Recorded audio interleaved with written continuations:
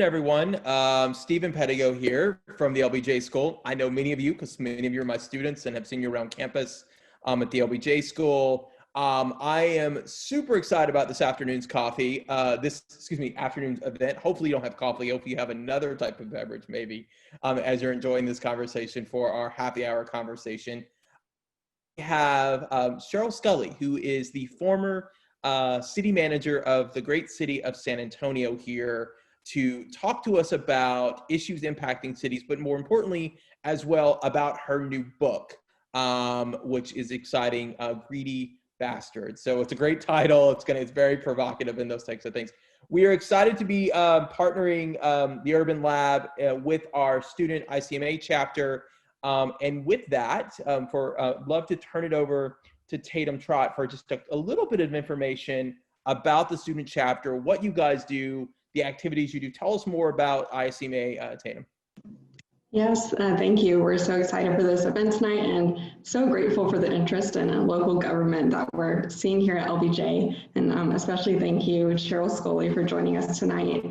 I'm Tatum. I'm a third-year student at the LBJ School studying public affairs and urban planning with a focus on urban management. And I'm here tonight as the co-president of our student chapter of ICMA. We're a brand new student chapter, so our goals this year are essentially to connect students interested in local government policy, be that urban, rural, suburban, anything in between, and to grow our network of local government contacts. So this semester, we're just focusing on building community here within LBJ. The next semester, we have some exciting events in the works. One of those will be a conversation in conjunction with our sister chapter at Texas A&M University, who I see their president is here with us tonight, so that's super exciting. And our other event that we're planning will be a panel of LBJ alumni who work in local government now. So with that, we're super excited for this interest and really excited for this talk tonight. Thank you. Awesome, Tatum. Those sound like two great events. That's exciting. I'm excited to hear about that conversation between the sister chapter at A&M, but also looking forward to the conversation with alums that are doing work. There are a lot of our alums, as you know, doing really amazing work. So thanks for your support of this event, and thanks for your leadership of the student group and building that organization at the LBJ School. We're really grateful for that. So Sheryl, it's great to be with you. Thanks for joining us for today. For those that are going to join us and have questions, the way we'll do this is if you have questions for Sheryl, feel free to put those in the chat section. I'll go through that throughout the conversation and see if there's other conversations that come up. You can also, at the end of the conversation, I'll have you, we can utilize the sort of raise your hand function as well, and you can engage with questions that way. And also finally, before we jump into the conversation, a great sort of hello and welcome to prospective students who are joining us for this session as well. We're excited to have you all here joining us for the conversation. So a little bit about Sheryl before we jump into the conversation. Sheryl Sculley is the city manager as we look across the country, a model for many other city managers, an award-winning city manager. Spent many years of her career leading the city of San Antonio, dealing with lots of issues that we'll talk about tonight, negotiating new contracts with unions, looking at infrastructure, working to ensure that San Antonio achieved a AAA bond rating. So really, in a sense, putting San Antonio on a terrific path forward after her retirement from the city. Prior to coming to San Antonio as the city manager, she spent many years in the city of Phoenix, as well as serving as a city manager in Kalamazoo, Michigan. So not just experience here in Texas, but experience in another fast-growing city in Phoenix, and also sort of a mid-sized city in the Midwest. All in total, Sheryl has about 45 years of experience. So this is an amazing opportunity for our students to hear from a real passionate pro in the area, in this arena. So Sheryl, thank you for joining us. Well, thank you, Stephen, for the invitation, and thank you to Dean Evans, my friend from my early days at LBJ, where I taught an urban management class, a graduate class, for 3 years. Angela, thank you. We've had so many conversations over the years about having a section of LBJ focus on local government. So I'm so pleased that Stephen Pedigo is there to lead the effort, and hope to be able to participate with him on the exciting opportunities to work in local government. And for the ICMA chapter president, glad to see you here too, Tatum. I'm a life member of ICMA and served on the board and many of the committees, as well as their most recent strategic planning efforts. So happy to see the students involved in ICMA. That's a great move and very important. It's a great organization. Just a comment about council manager form of government for those of you who may not be extremely familiar with it. And I'll say that because I often am asked by students and people in the community, so what do you do anyway? We have a mayor. In the council manager plan, it's actually the most common form of government among cities. Not as much in the largest cities in the country. In fact, the 2 largest council manager plan cities are Phoenix, San Antonio, and Dallas, in that order. And I've spent the last 30 years of my career in both Phoenix and San Antonio. So the 2 largest cities, of course, New York, Chicago, LA, San Francisco, Houston, those are strong mayor form of government, but I'm a huge advocate about professional management. And I am, because the best managed cities in the country are those that have professional managers. And we can talk about that a little bit more. But what a city manager does, I'll make it analogous to a private business. So in a business, there would be a board of directors usually, and the board of directors hires a CEO to run the company. In the council manager form of government, the mayor and council hire a CEO to manage the day-to-day operations of the city business. And the city manager is responsible to hire and sometimes hire and fire all of the staff to implement the policy adopted by the city council, and to manage all of the operations of the community. City managers are often the ones too that propose policy changes that are needed for the community. The city manager oversees staff that do that analysis and make recommendations, sometimes through a committee process to the city council, but makes recommendations, provides alternatives, and then depending upon what the council adopts, implements that. City managers are also responsible for the annual budget. So city managers prepare the annual budget. Of course, the council deliberates over that, and when adopted, then is responsible for the implementation. My journey actually began in Kalamazoo, Michigan. I graduated with an undergraduate degree in journalism and political science. I grew up in the Chicago area, and I really wanted to be a political reporter and work downtown Chicago. I took a job because I needed to pay off some loans, and with the city of Kalamazoo, Michigan, I met my husband when I was in college. He was from Kalamazoo, and we moved there. And I took a job with the city, really doing a research project for the city. That turned in, one thing led to another. And I found very quickly that I enjoyed doing the work more than writing about the work, and had opportunities to move up in that organization. Went quickly to the city manager's office, became assistant, then deputy city manager, and then competed for the city manager's position. I wasn't really looking when the Phoenix opportunity came up, but I was looking for growth management experience. Actually, working in Michigan was a great experience. I learned all my cutback management experience there. That's all we did when I was there. But it honed my skills so that when the first real estate recession hit back in the early 90s, and I was in Phoenix, they turned to me on, okay, how do we do this? We don't know anything but growth management. So how do we do this cutback? And then I worked there for 15 years in the #2 position in Phoenix. And I wasn't looking for San Antonio. They contacted me. I actually turned down the job the first time it was offered. And then a new mayor was elected, and he convinced me to come to San Antonio. I signed a 2-year contract, and thinking they wanted me to undertake an organizational turnaround.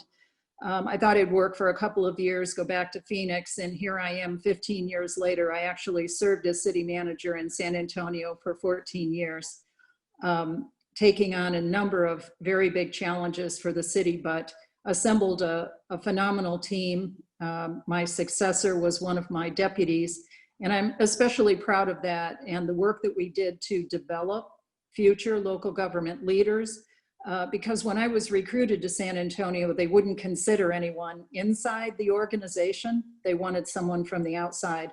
And so I worked very hard at all levels of the organization to develop successor leadership, not only at the top, but among our executive team. We have 40 city departments in San Antonio, 13,000 employees, and a nearly $3 billion annual operating and capital budget. Plus, we own CPS Energy and the water and wastewater system here. So it's a big business and would be considered a big corporate business anywhere in America. So all 6 of my assistants and deputies applied for my position when I announced my retirement. All 6 were interviewed, along with a couple of external candidates, and they selected one of my deputies as my successor. So mission accomplished in that regard. But in this business, you never arrive. So it's always about continuous improvement, and we worked hard at that. So Sheryl, in the role of city manager, you've done an excellent job of explaining that for our students who are not accustomed to that sort of that form of government. How important is that relationship between you as the city manager and the council and the mayor? How important is that working relationship? Extremely important. The city manager and the mayor have to have a very strong, positive working relationship, or it doesn't work. And you have to work at it. I mean, when I came to San Antonio, it was Mayor Phil Hardberger, who was the retired Chief Justice of the Fourth Court of Appeals, who had been elected mayor. And he was very upfront with me and said, I don't know anything about running cities. I know what my vision is for the community and how we want to make it better. Sure. We want to improve the professionalism of city government and make a lot of change, but I don't know that, and that's what I want you to do. So it was a partnership, and it really has to be considered in that way to be successful.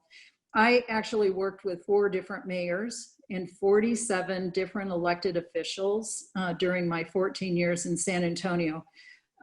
We have too much turnover, and they have short-term limits. There's some history behind that, but suffice it to say, 2 2-year term limits when I came to San Antonio. And after we established some better confidence in the local electorate and trust, we were able to change that to 4 2-year terms. I think 2 4-year terms really would be much better. Otherwise, they're constantly running for office and raising funds and not focused on the work at hand necessarily, or overburdened with having to run for office, raise money to do so, and do that. But we've had single member districts here, 10 single member districts. The mayor is the only person elected at large.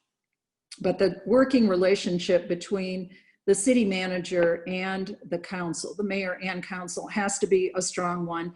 And city managers must spend a considerable amount of time one-on-one and in group meetings with council members to work through policy issues and working relationships. There's a lot of training that goes on. Yeah, I was going to say there's probably a lot of education of leaders. A lot of education. Yeah. About the issue. Everybody gets elected and thinks, they have their agenda of items they want to do for the community. And I would say, almost all the elected officials want to do well for the community or the district in which they live. But many of them haven't had much experience doing this kind of work and have never been a part of a large organization.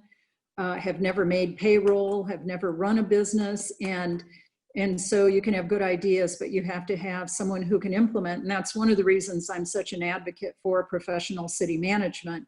You want people who know what they're doing, best Sure. in class. Mm-hmm. And I would assume the city manager also works to try to be that try to force that collaboration a bit amongst the council and city mayors as well, in terms of building those relationships a lot of times.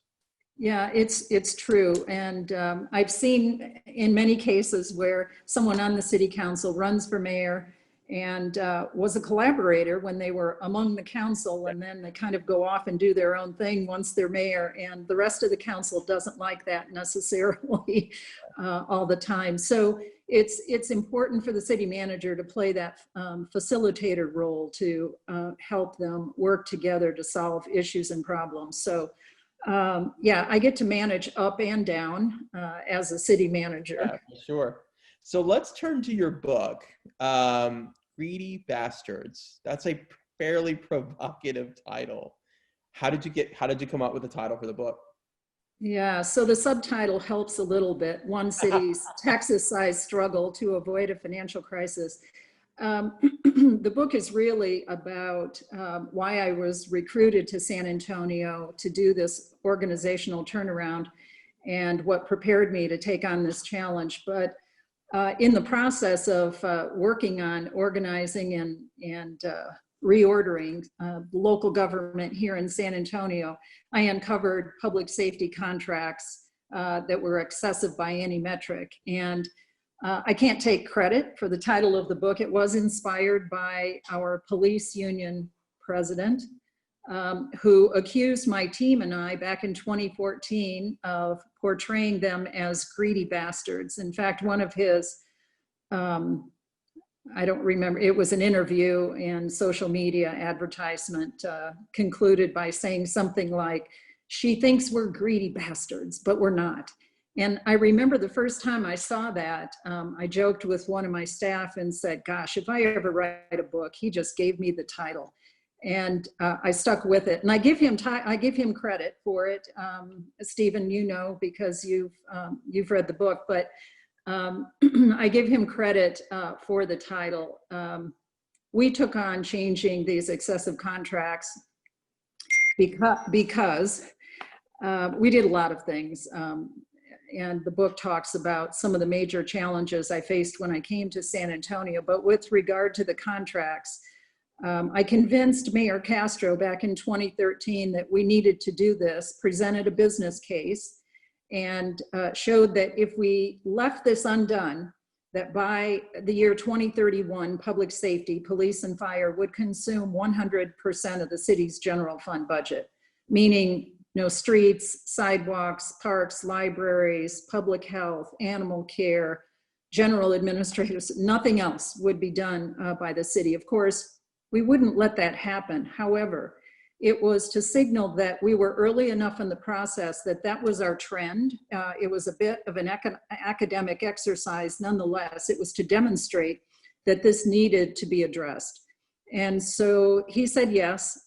He wanted me to be out front and said he would keep the votes together on the council, which he did. To do that, the council was fully supportive. But the unions resisted, and they'd had these contracts since 1988. And they were put in place when Henry Cisneros was mayor and Nelson Wolf, our county judge, was on the city council. And they were done at a time when the city was trying to build the Alamo Dome. They were worried that the police and fire unions would oppose that sales tax vote.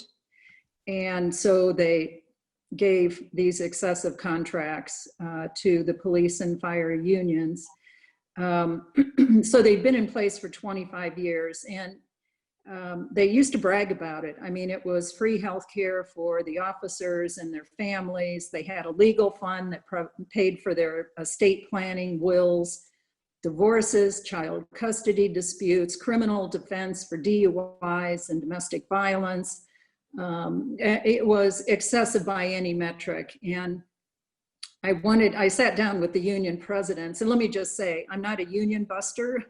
I come from a union family. I grew up in the Chicago area. My dad was a union member and union leader. I worked in Michigan the first 15 years of my career, one of the toughest labor states in the country. And so I understood what was needed. They also had a 10-year evergreen clause. The police and fire had 10 years. So meaning once they expired, the terms and conditions stayed in place for 10 years. At one point, they told me they'd wait me out, but I reminded them that I was a marathon runner. I was not a sprinter, and that I was here for the long haul to get this accomplished. I knew it would be tough. I thought it would take maybe 2 years, and then I would retire and go do something else. It ended up taking 6 years. Wow. But in the end, we prevailed and were able to save the city just in the 5 years of the current contracts, more than $150 million with the financial changes that we made. And of course, those are ongoing for the city. So for the first time in the city's history, 30 years, the police and fire contribute. They don't have to pay anything for their own health care. We still cover that 100%, but for the first time, they're contributing toward their family. And it's minimal. It's not even as much as the civilians contribute, but it is for the first time they are contributing. So we made those changes, and it was necessary. And thank goodness, I've told Eric, my successor, aren't you glad we did that now that COVID hit and revenues are down more than 200 million this year? I mean, think about the challenges they would have but for those changes that we made. And there's more work to be done, and I'm sure you'll probably ask me about that too. Sheryl, I actually want to ask, as you were going through the process, what mistakes did you make? Do you feel like your team made mistakes, and what did you learn from them? Yeah, a couple of big ones. You know, with all the changes that I recommended and that we implemented in terms of local government in San Antonio, I had the authority to make all those staff changes. Over time, I did replace all 40 city department heads, all 6 of my deputy and assistant city managers.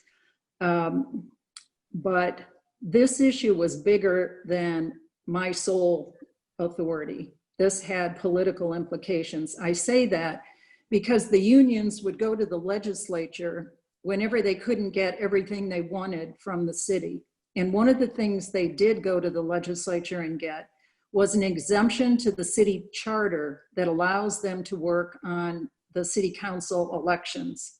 So they can they do endorse candidates, and they contribute through their PAC and individually to city council members' campaigns. And what that did over the years was put them in a very powerful position that they would talk with council members and say, basically, give me what I want, and if you don't, we're going to run a candidate against you. So it was a very difficult situation. Mayor Castro wanted me to be out front on the issue. I did. I jumped at that, perhaps a little quicker than I should have. I think an elected official should have been out front on this issue. However, after they saw what the unions tried to do with me, and they actually ran TV commercials against me as though I was a candidate for office, you know, trying to demonize me. My staff estimated that they spent nearly $1 million just on the TV ads that they ran. So they spent an awful lot of money to keep what they have. And one of the reasons I went ahead and used the title that I did for the book, it was a hardball experience, and the title really reflects that. Right. It also demonstrates how far they would go to keep what they have. The second thing I would do differently is have a better communication plan. A communication plan, not only for council, because so many turned over. I worked with 3 or 4 councils during the 6 years that we took on this challenge, so it was a lot of turnover. And every time new people would come in, I'd have to explain why we're doing this. They would come in and say, can't we just play nice and get this done? And we'd explain why we were doing what we were doing. But a communication plan for the council, but most importantly for the community. because for all the social media and publicity about the fight, the main issue as to why we were doing this was largely misunderstood. I mean, we did this for the future of San Antonio. In fact, as you know, I dedicate the book to the residents of the community for whom we worked so hard to make these improvements, and also to our first responders who keep us safe. I think they were spun up by union leadership. Nobody wants to be the person in charge when the major change happens and it's different than it's been in the past. And I think they worked so hard, and they really believed that they could have this forever. And we all know nothing's forever. In fact, I think my book is actually more relevant today than it was when I began writing it more than a year ago after I retired, because COVID has proven to us and shown us that changing old business models will become the norm. I mean, we aren't going to live in a pre-COVID environment. There are so many things that are changing. Remote working. And, you know, the city was starting a pilot, I think of like 200 employees on remote working. Well, heck, they've had 3,000 working remotely, administrative positions, and it's worked. They don't need to come back. And think about that: the office space saved, the driving on the roads, the congestion, the pollution. We're now a non-attainment city in terms of air quality, congestion, childcare issues, all kinds of issues now that need to be looked at. So this was really about changing old business models. And we did that in many areas throughout the organization, but this one was bigger than the city manager. And so I think having an elected official, if I could get one, because you have to have the courage to take this on, it's not an easy fight, but also having a better communications plan. One simple story on that: as some of the media, you know, and of course they want to cover the fight, what happened, you know, today at negotiations. In Texas, only of city employees, only police and fire can have collective bargaining, and you have to go to the voters to get that approved. It was approved in San Antonio in 1974 by a vote of 10,000 to 3,000.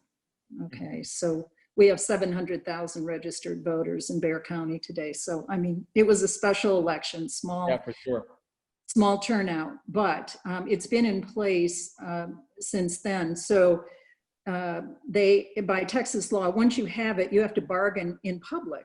And that, I'm sure they posted it correctly, but it was done in a conference room of a private attorney's office who was representing the city in negotiations. I knew, having studied this, and I tried to do it back in '09, make changes, but the council said, you can do it, but you're on your own. It was Mayor Castro who supported me and allowed us to really have a public conversation. But I brought the negotiations to City Hall, had my director of communications talk with the media ahead of each session. The unions viewed that as throwing down the gauntlet, that we were attacking them, but we weren't. I just knew we had to have a data-driven, honest, transparent conversation to be able to discuss with the community the kinds of changes that were needed.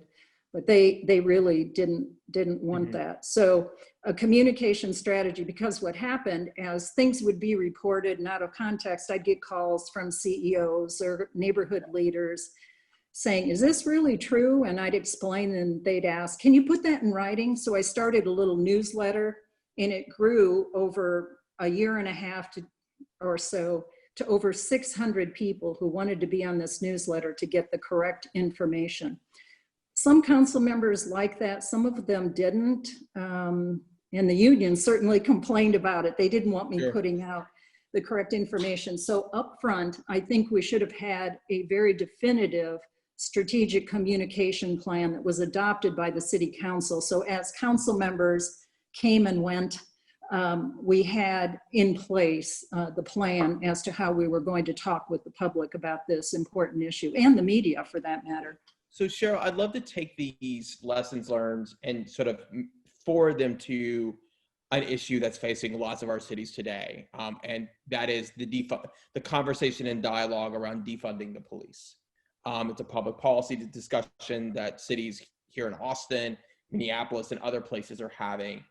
And as you know, our city council had made some budget recommendations for the city manager in terms of moving funds out around from our police force to other departments. If you were advising cities across the country, a city manager across the country, about how to handle this extremely delicate issue, and there's dialogues on both sides of the debate, what lessons from your experience in terms of negotiating the contracts with the unions would you apply to the experience of today that many cities are facing? First, I think there has to be some consensus among the mayor and council members as to the framework or direction as to what needs to be done. I don't think the city manager can just go off and do it without having that conversation with the mayor and council. We are doing that here in San Antonio as well. Eric and Maria. I still say we like I'm there doing it, but I do talk with my staff. You're You're like rooting them on. I'm engaged. You're their mentor, of course. Yeah, and I hired both chiefs. Both chiefs that I hired were in my first year as city manager, and they're both here. And so I think that there has to be mayor and council consensus on undertaking that analysis. And I know Spencer Cronk, and I know that there were changes that were made in this year's budget. I think there was consensus on our here in Austin. There was consensus among the council members and the mayor, per se. Yes, I think that there has to be a full conversation, including the community. I'm not a fan of the phrase defunding the police. I mean, public safety is a core business. We'll always be doing it. It is not as if public safety departments are going to go away, police or fire, EMS. Although in the fire area, more than 82, I think it's up to 85% of the work that they do is paramedic work, emergency medical services, not as many fires, of course, that they put out anymore. But in the policing work, it is a core business. I think there should be an examination of what we've asked police officers to do in their regular work. Let's take one of the most obvious ones, mental health. Are our police officers really trained to handle mental health issues that they respond to? Now, some mental health issues do have individuals that are violent and they may need assistance, but should that really be handled as a first responder from the police department? And I know that here, that's one of the issues they'll be examining as to, all the social ills of the community. We ask public safety to go respond to. We handled it in a way here where we had a mental health unit that included a paramedic as well as a police officer and someone from our health department that would respond and deal with mental health issues, primarily in the center city, in downtown. And those are complicated issues. Should it be housed in the police department? Perhaps not. Sure. And so we here are taking a 6-month review where there will be community input and involvement, where the community will have an opportunity to weigh in on the conversation, to talk through some of those issues. I would go a step further and say that I think there should probably be, I hate to create another task force. However, I think there should be some employee representatives and community representatives that study the issue and make some recommendations to the mayor and council beyond the staff doing that entirely as well. Mm-hmm. So I think it needs to be a community conversation to discuss those issues and see what can be moved. I don't think you should take things away just to be able to politically say, we defunded something out of the police department. I think it needs to be a true examination of what we are expecting them to do and whether or not that's realistic. Yep. And really sort of community informed. I think that's one of the things. And community informed, absolutely. They have to be involved because every community has its own expectations. And when you're as large as San Antonio, You know, we're 500 square miles now. We are a city of cities, and there are different needs in different parts of the city as well. So it needs to be an informed, data-driven process and with extensive community input. Mm-hmm. So Sheryl, I want to just move the conversation a bit to talk about your thoughts on issues that are impacting Texas voters, particular Texas cities. As you know, we've talked about this idea of what does a metropolitan urban agenda look like for the state of Texas? What should be those considerations as we are, you know, 1 week out from election, and we'll have a new slate of state representatives, and that is going to present opportunities for cities, but also maybe challenges for cities. If you were, you know, leading efforts around saying these are 2 or 3 key priority issues for Texas cities that we should be pushing for the state legislature, what would they be?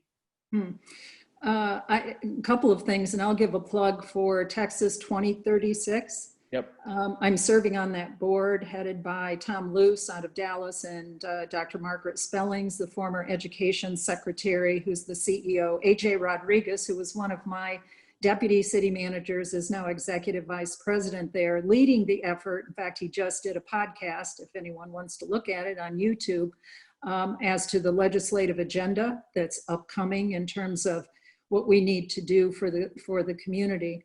But focus in on urban and metro. So though, urban, this is so funny that you asked that, because in my first year as city manager, the session with the legislature, I asked and I convened the city managers of the big cities in Texas, in Austin, to talk about and develop an urban agenda. And I was laughed out of the room, and they said, in Texas, we play defense. We do not have an urban agenda. And that was foreign to me, having worked in Michigan and also in Arizona, where we always had an urban agenda for the major cities. I have never seen it as polarized as it is today.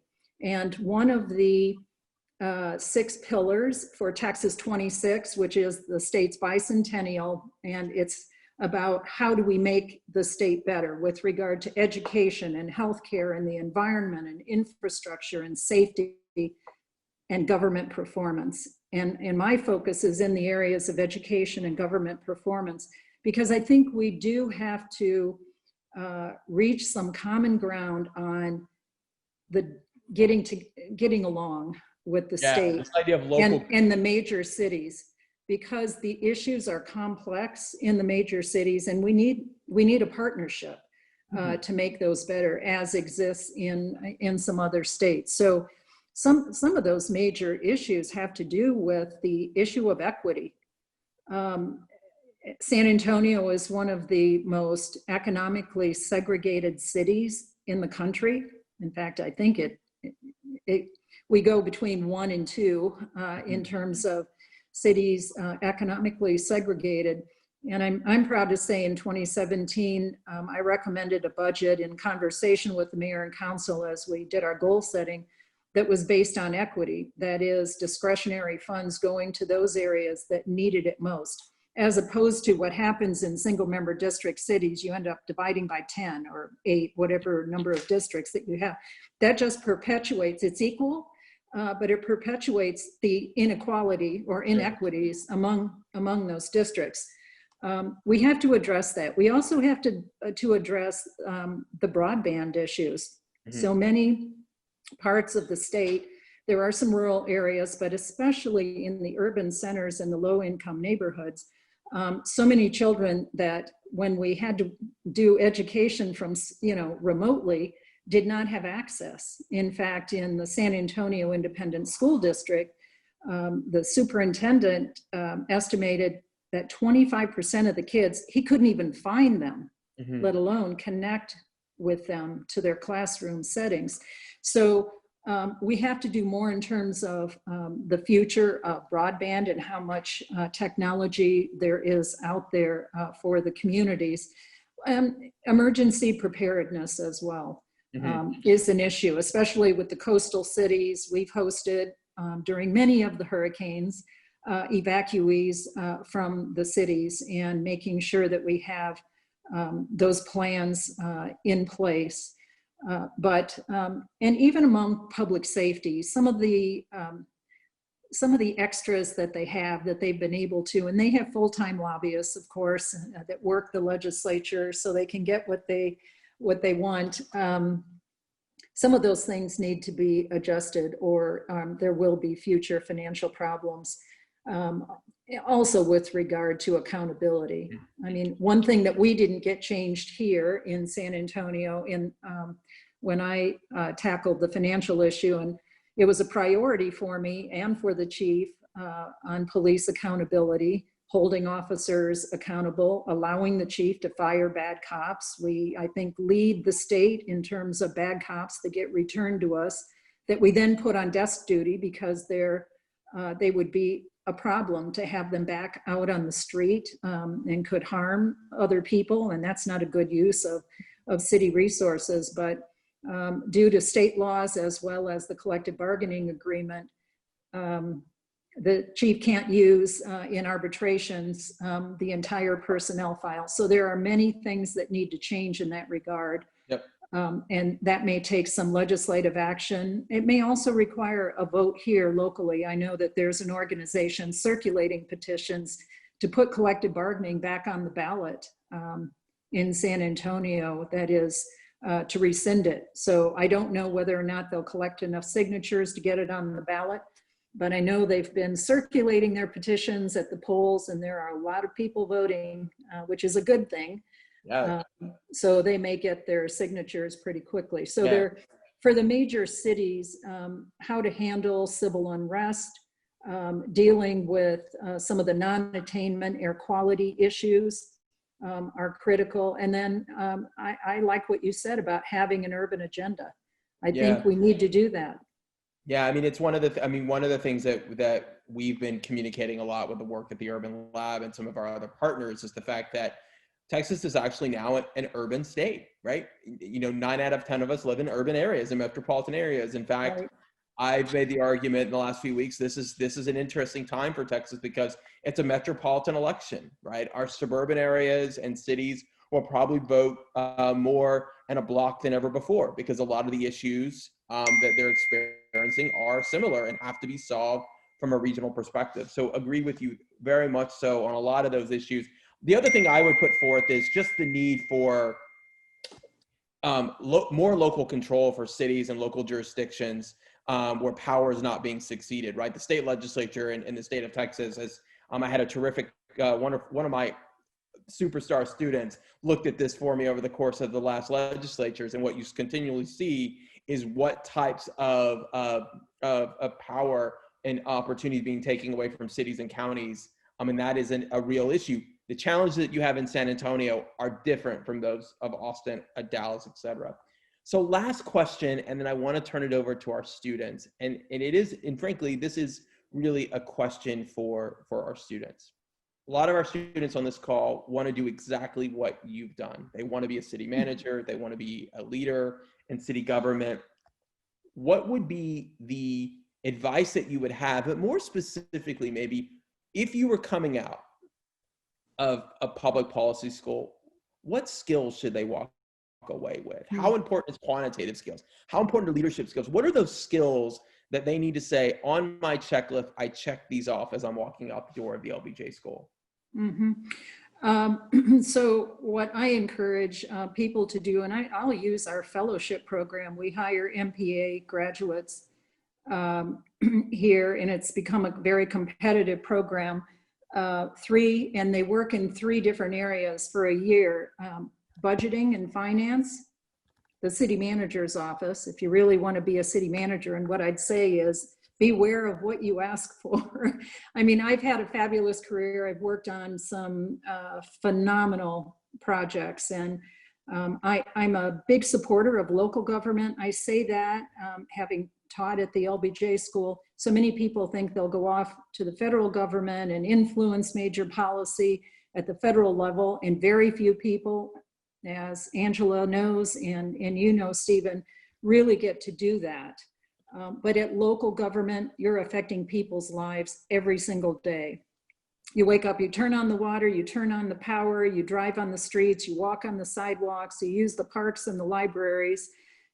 You hope you don't have to, but if you get in a traffic accident or need a paramedic, you call, 911. All of those things are at the local government level. And you have the greatest opportunity to impact people's lives. But a financial standing, you have to understand budgeting and the financials of local government for certain.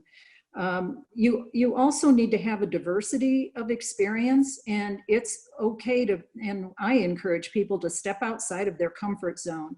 They may think that they want to work in economic development, but it's okay if you go and try something else. Early in my career, of course, I was the first woman in every job that I earned throughout my career. But women were somewhat relegated to either social services or HR. And not because they are important functions, don't get me wrong, but I wanted to work in engineering and infrastructure improvements and public safety and those non-traditional things. And it gave me a broader experience. So step outside of your comfort zone and work in a couple of areas.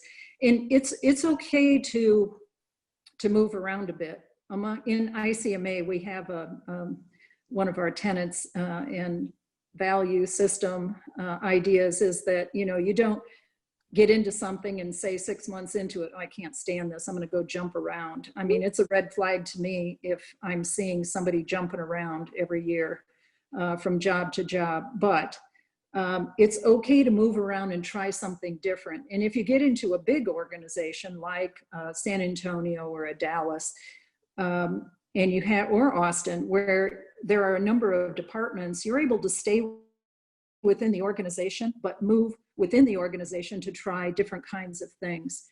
A city manager has to be a mile wide and not more than a foot deep. You have to cover with 40 departments a lot of territory, and it's a big job, but it can be done. And having that financial standing, that's, if you don't understand budgeting either for a city department or the city organization, you really can't get anywhere.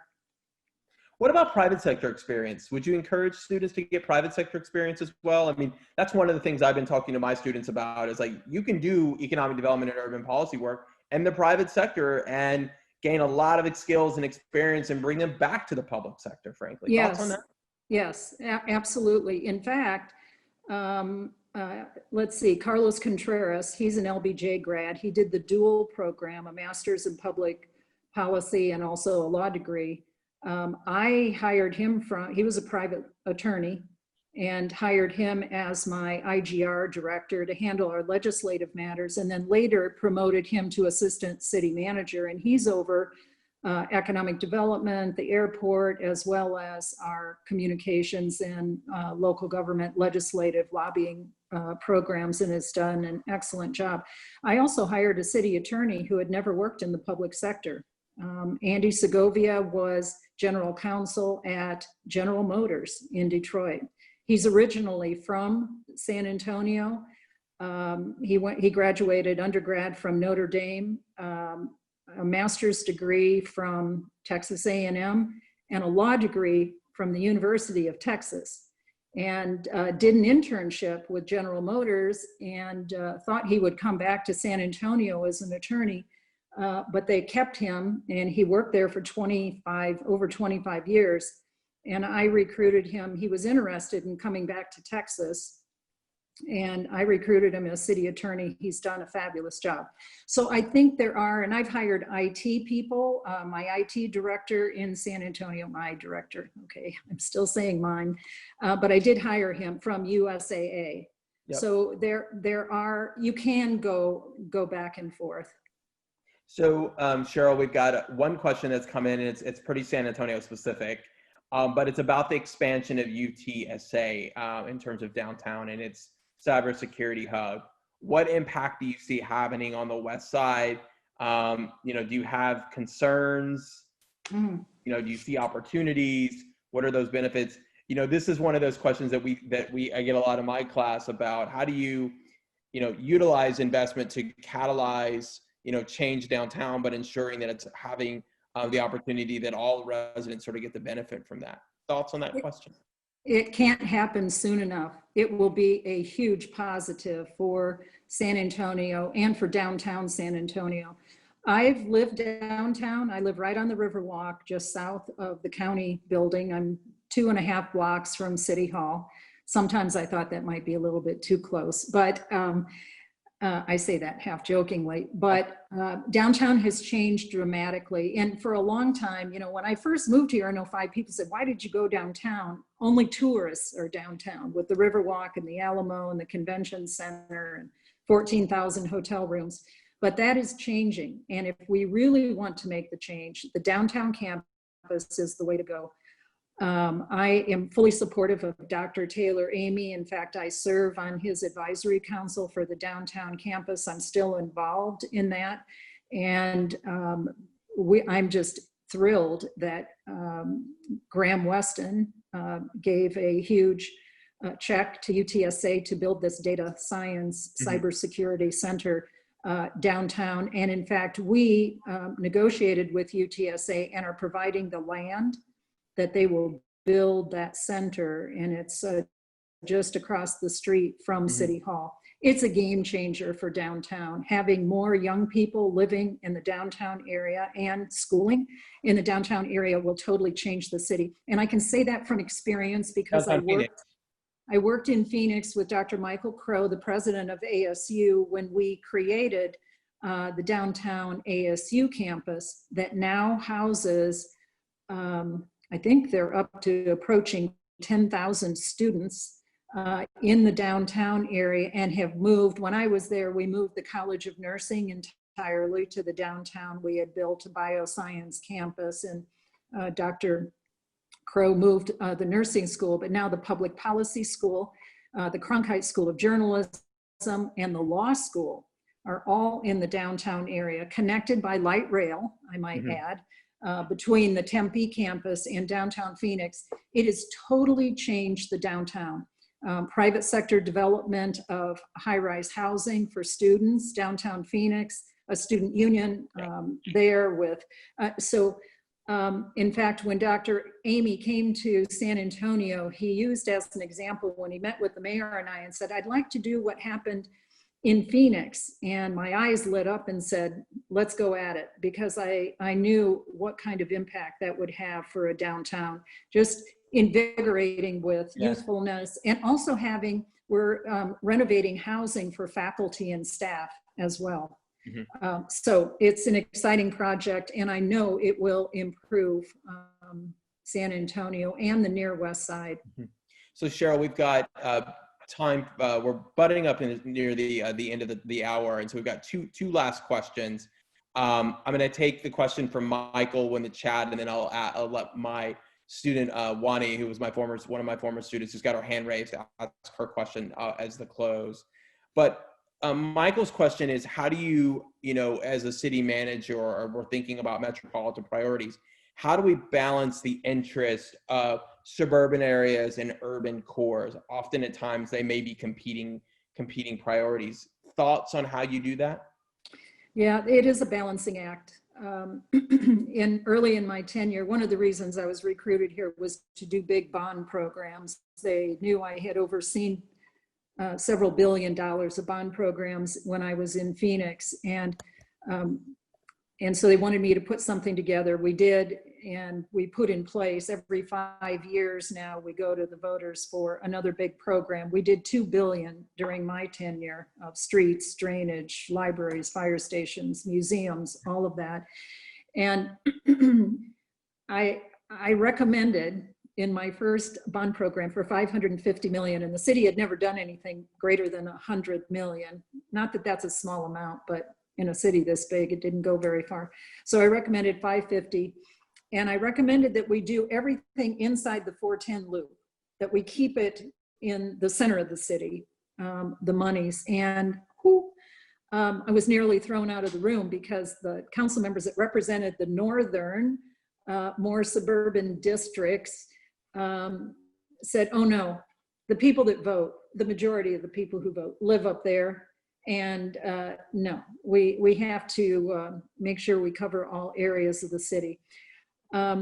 We were, thanks to Mayor Castro and the decade of downtown, when he became mayor and was focused on the center city, we were able to do more in the second and third bond programs for the center city. But it is constantly a balancing act. And I recommended, I didn't want to do it, but we put some money into connections to 281. I didn't want to do it, but that was the one thing the people on the north side really wanted. And I knew we could get their support for the entire bond program if we provided them with a couple of things that were really important to them. So a city manager's role is to make sure that there is some balancing. And because we're so big and, you know, we wanted everyone to benefit. We don't divide by 10. That's an old way of thinking, but we do have rough proportionality. That is, there's something for everyone, north, south, east, and west, and within less than 2 miles of their home, they're benefiting from the program, but the needs are different. I have been told from time to time that some people in the outlying areas have downtown fatigue. They think that we're putting too much money into the center city. But if you think about it, great cities have great downtowns. And we have to address those issues in the center city, including the neighborhoods that surround that downtown area. And so we've tried to do our best to infuse as much of our resources into those areas to keep the center city strong. But it does need to be balanced. And as they need branch libraries, as the population increases in those areas, you have to find ways to be able to do that. Yep. That's another issue to tackle at the legislature. I may get in trouble saying this, but I can say this stuff now a little more openly, and that's impact fees. I know that in Texas that's not popular. However, that's fine with me if you want to live in the outer reaches of the community, but development should pay for itself. Yep. And many people choose where to live based on where their kids will go to school. You know, they want to be in the best school districts, but then development should pay for it. They need to contribute to the construction of the streets and the parks and the fire stations and the libraries in those outer areas if they want to live there. Why should those at a lower income level in the center city pay for all that new stuff for people who have chosen to live in the outer areas? Sure. So it's a huge, perhaps philosophical discussion, but one that is necessary. It's about how to pay for those things within the city, and that's another way to tackle that. So Wani, you get the last question, and I'm going to ask that you keep it short because we're over time, my friend, but it's good to see you or for you. Thank you so much, Professor Pedigo, and hello, Sheryl. So I'll try quickly. You know, right now, so many cities are trying to decide the recovery plans for their hometowns. And I'm curious as to what your advice is for cities like San Antonio, but across Texas, in the case that there is a new administration in January, and they are all going to bat for more funding for their cities. How do cities prepare now to be more proactive? The tagline under that is San Antonio has 3 propositions on the ballot this November. Curious to hear how they fit into that, like the workforce development one, for example. Yeah, so the first thing is to have a legislative agenda, and I'm sure that Eric and the team are already putting together the federal legislative agenda, getting ready for after the election. Fingers crossed, things come out pretty well.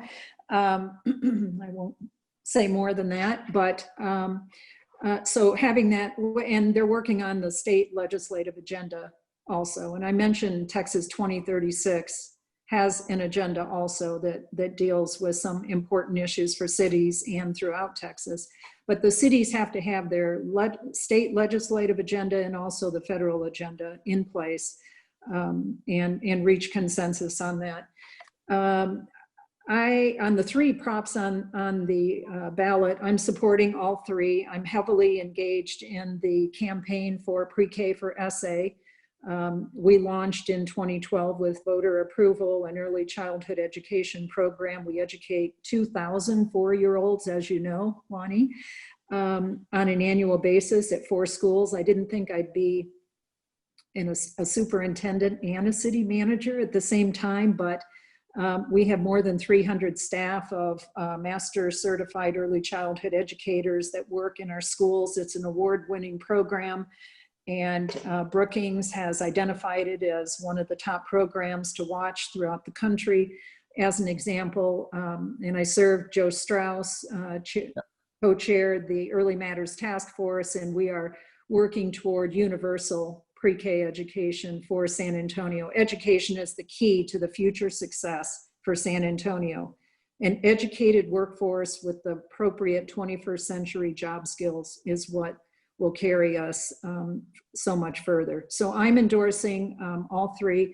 The workforce program will enable those that are underemployed and those who are underskilled to get the kind of training they need to be able to be better employed and get out of that minimum wage life cycle. Public transportation, gosh, VIA's been underfunded forever. We need a major plan for public transportation, but this does shift some funding to VIA to enable them to increase public transportation. We're expected to grow by 1 million people by the year 2040. There is no way we can build enough roads to accommodate another 1 million people living in San Antonio. So we must have a better public transportation system. So Sheryl, we'll leave it at that. Thank you so much for joining us. And thank you all to our students and our prospective students for joining us as well. We will make this interview and this session available on our LBJ YouTube channel. We'll make sure everyone gets a link to that. And again, thanks so much, Sheryl. Good to see you. Good to see you too, Stephen. And let me just say for the students that my book is available electronically as well. So on Amazon, hardcover, which I'll sign for you if you want, paperback, as well as electronically on Kindle. It's available. And today I started, earlier this afternoon, I started the audio book, the taping for that. So that'll be available before the end of the year. So audio. We'll make sure that everyone gets a link to that as well and include that with the details for the event. So thank you again so much. You're welcome. Thank you to all of our students, and have a great rest of the week and a fantastic weekend, everyone. Bye, y'all. Bye. Thank you.